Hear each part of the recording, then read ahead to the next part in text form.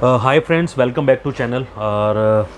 आज का थंबनेल देख के आप समझ ही गए होंगे कि ये टॉपिक मैं ले रहा हूँ 498 ए के ऊपर कि प्रोसेस क्या है इन केस अगर लेट्स से कि 498 के मामले में अगर कोई केस दर्ज हो रहा है या दर्ज होने वाला है तो उसका एक्चुअल प्रोसेस क्या रहता है वो हम आज इस वीडियो में देखेंगे। बेसिकली हो क्या रहा है कि सुप्रीम कोर्ट ने भी और नेशनल क्राइम ब्यूरो ने भी एक बहुत बड़ी चिंता जताई है कि 498 ए के अकॉर्डिंग जो केसेस दर्ज हो रहे हैं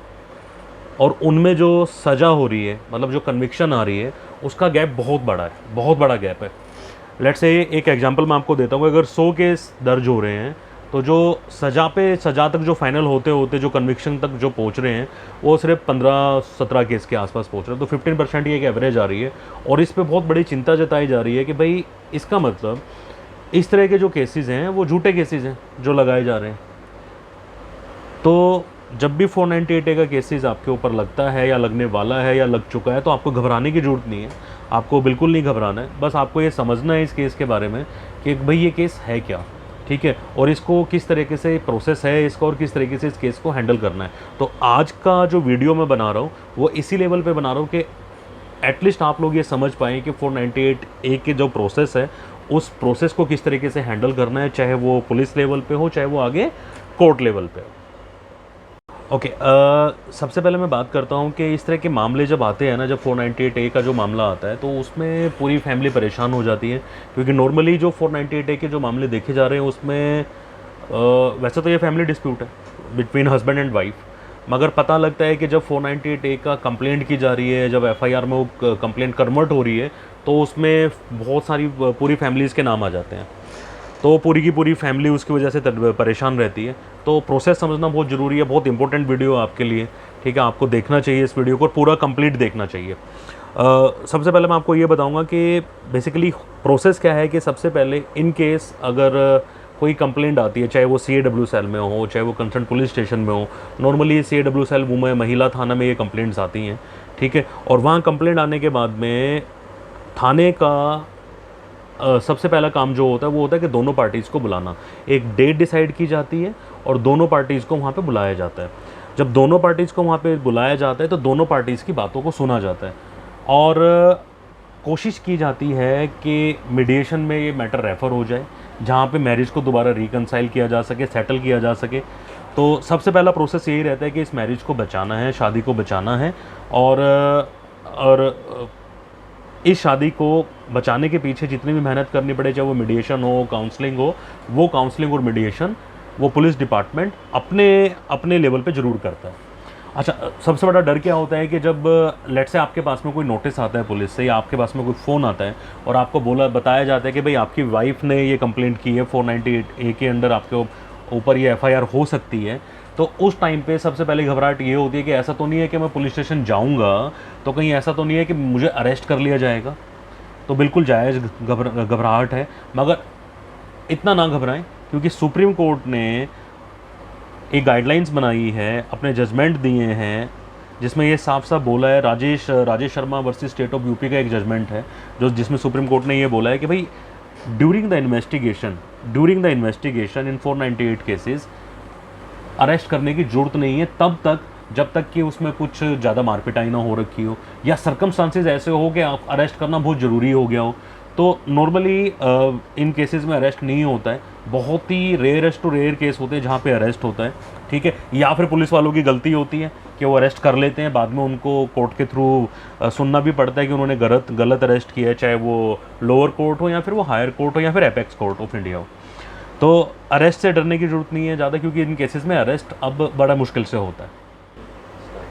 अच्छा, अरेस्ट को रोकने का ना ये प्रावधान क्यों बनाया गया, ये प्रोसीजर क्यों लिया गया कि भाई 498 ए के केसेस में अरेस्ट नहीं करना है? वो इसलिए किया गया इन केस अगर फैमिली का कोई भी मेंबर, चाहे वो पति हो या फिर फैमिली को कोई और मेंबर हो, अगर वो अरेस्ट हो जाता है ना तो कंसाइलेशन, मीडिएशन, सेटलमेंट का जो चांसेस हैं वो बहुत कम हो जाते हैं। और वो चांसेस जब कम हो जाते हैं तो सेटलमेंट में जाने का कोई फ़ायदा नहीं होता है। तो इसलिए अरेस्ट को कम से कम रखा गया है कि भाई इन केसेस में अरेस्ट को ना रखा जाए। अच्छा, 498 ए के मामले में ना प्रीलिमिनरी इंक्वायरी को बहुत ज़रूरी बताया गया है, और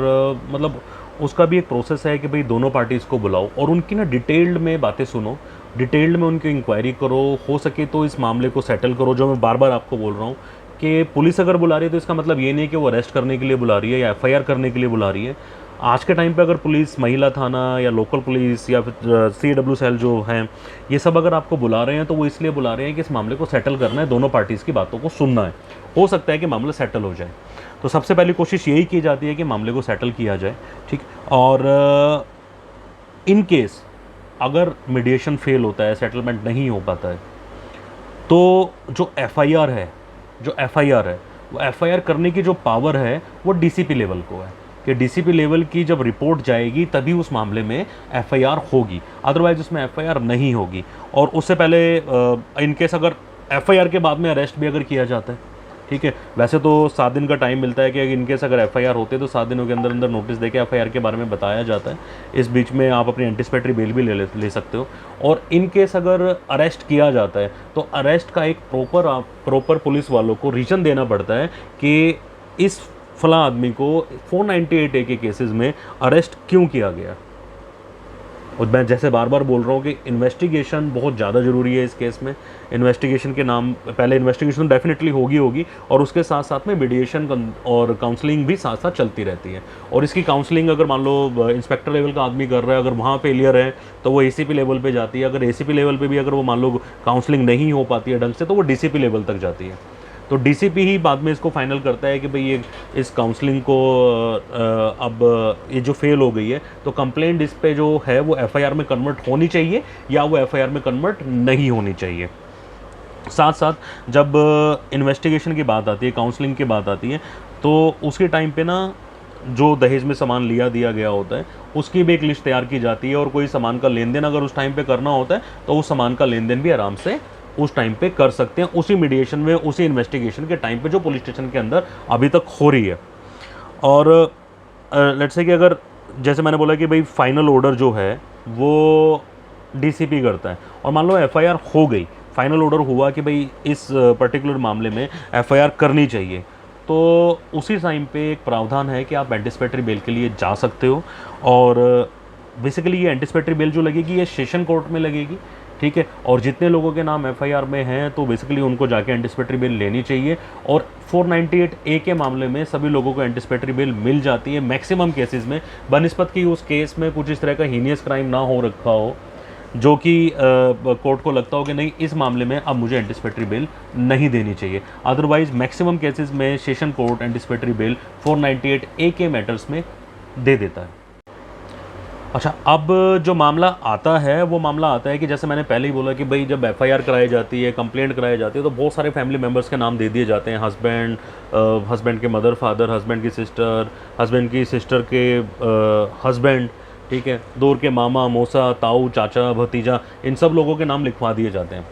और नॉर्मल ये देखा भी गया है कि मैक्सिमम कंप्लेंट्स में, मैक्सिमम एफआईआर्स में फैमिली मेम्बर्स के, बहुत सारे फैमिली मेम्बर्स के नाम लिखे जाते हैं। तो इसका प्रोसीजर है हटाने का कि अगर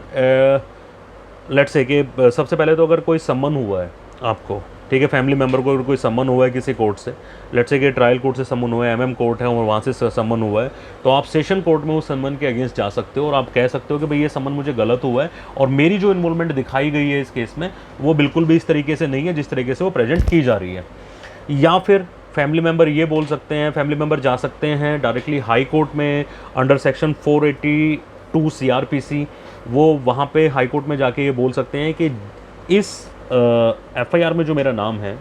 वो हटाया जाए या चार्जशीट में जो मेरा नाम है वो हटाया जाए। तो हाई कोर्ट भी सर्कमस्टांसिस को देखते हुए, फैक्ट्स को देखते हुए आपके नाम को, आपके फैमिली मेम्बर्स के नाम को रिमूव कर सकता है। इवन हस्बैंड के नाम को भी रिमूव कर सकता है या फिर डिस्चार्ज वो करा सकता है हस्बैंड अपने आप को at the time of argument on the charge, या फैमिली मेम्बर डिस्चार्ज करा सकते हैं अगर सर्कमस्टांसिस और फैक्ट इसी तरह के आ रहे हैं कि हाँ जो एलिगेशंस हैं वो बिल्कुल गलत हैं, तो वो डिस्चार्ज होने की संभावनाएं उस टाइम पे कोर्ट के थ्रू, चाहे वो ट्रायल कोर्ट हो, चाहे वो सेशन कोर्ट हो, चाहे वो हाई कोर्ट हो, वहाँ पे बनी रहती हैं।